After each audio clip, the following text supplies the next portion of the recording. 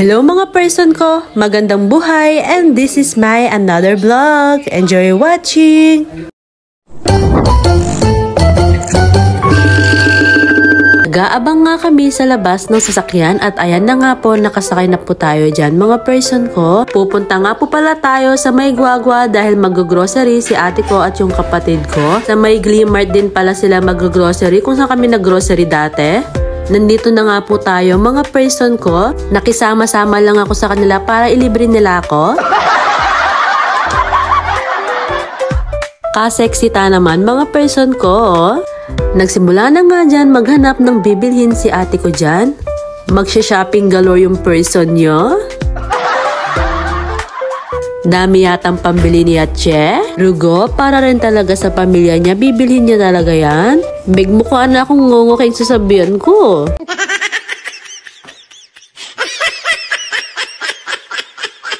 Paborenta na Rugo para naman mabawasan niya yung kanakong voice over. At heto pa nga mga person ko, hindi pa rin pala mawawala yung pagko-compute niya habang bumibili siya. Ay Rugo, makantata mo talaga na talaga mawala ito. Ako nga pala ay bumili rin ng buttercream na cheese at saka yung Bravo dahil favorite yun ng aking mahal na asawa. Napadaan nga kami sa mga may lamesa at bumili na rin dahil yung lamesa ni mama ay nasira na po. Sabi ko sa kapatid ko ay bilhan namin. Maghahati kami.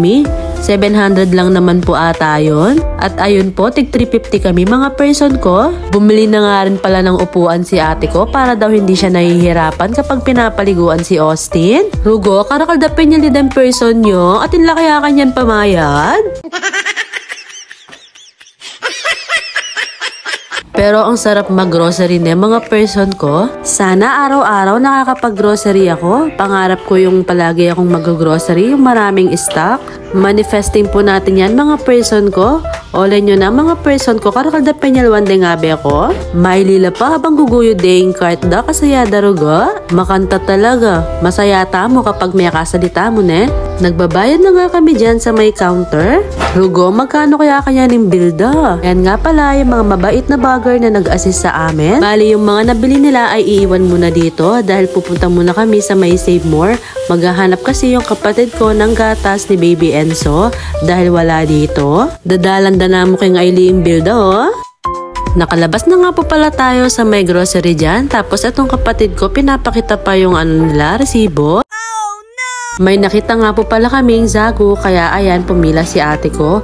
Kaya lang madami po yung pila, lumipat na lang kami. Gusto din daw nila ng shawarma kaya dito sa Persian Avenue kami bumili. Kaya lang hindi kami satisfied dahil ang liit-liit lang pero masarap naman. Nandito na nga po pala tayo sa may Save More at nagtingin-tingin na nga dito ng gatas yung kapatid ko. Napasama pa tuloy yung tilaok ng manok. Wala kasi akong gamit na pang voice over ko or microphone dahil nasa taas tinatamad akong kuhanin. Hindi man nga pala sa Save More bumili yung kapatid ko. Pupunta na lang daw kami sa may Robinson, parang mahal kasi yung presyo doon. At ayun na nga mga person ko, nag-arkela pa nga kami ng tricycle dahil madami kaming bit-bit, hindi pwedeng isakay sa jeep. Makikiusap din kami dyan sa tricycle driver na ibaba muna kami or idaan sa may Robinson.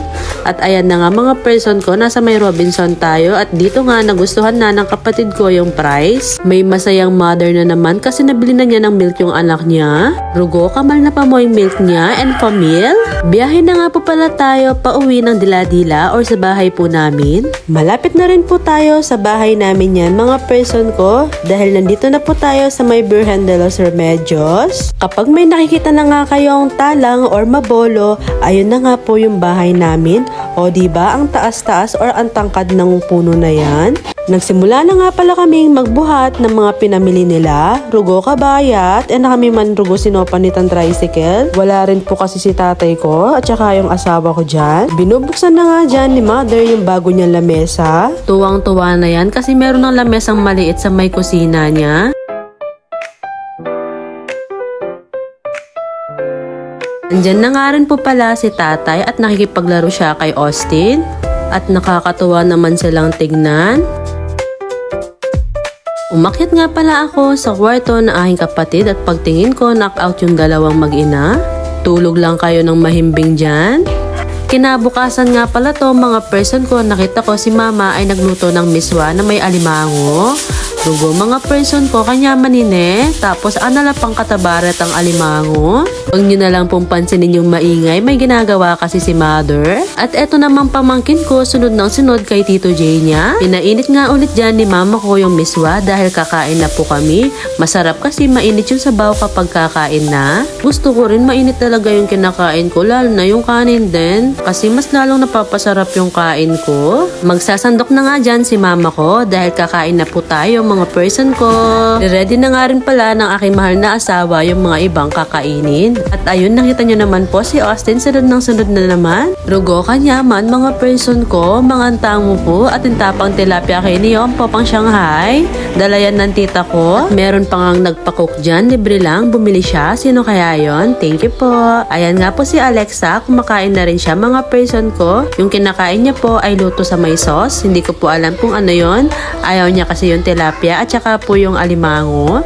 Parehas po sila ni Thea. Pagkatapos nga palang kumain ay nagpahinga naman yung aking asawa. Tapos ay may ginawa siya dito sa kwarto namin. Inayos niya po yung saksakan namin at saka po yung natirang hindi pa napinturahan. At mahaba pa nga yung buhok niya dyan mga person ko. O siya mga person ko, hanggang dito na lang po for today's vlog. See you for my next one. Magandang buhay!